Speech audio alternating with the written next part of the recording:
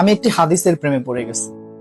হাদিসটা হচ্ছে ঠিক এমন যে যখন বান্দা একটি ঘরে কান্না শুরু করে এবং তখন আল্লাহর ফেরেশতারা বলে যে আল্লাহ তোমার এই বান্দাটা কি জন্য কষ্ট পাচ্ছে, এবং ফেরেশতারা আল্লাহর কাছে কান্নাকাটি করে বলে যে তার মনের ব্যথাকে তুমি আল্লাহ কমিয়ে দাও। তখন আল্লাহ তাআলা বলেন যে আমার বান্দা এমন কোনো কিছুর মায়া পড়েছিল বা ভালোবেসেছিল যা আমার চাইতে সে বেশি ওই জিনিসটার প্রতি ভালোবেসে ফেলেছিল।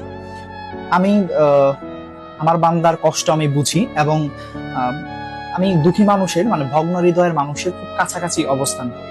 কত দূর? এক হাত দূরে আল্লাহ তাআলা অবস্থান করেন। হ্যাঁ? এবং আরেকটা কথা হচ্ছে ফেরেশতারা তখন বলতে থাকে আল্লাহ তুমি চাইলেই কি সেই বান্দার সেই অভাবগুলো তুমি পূরণ করতে পারো না?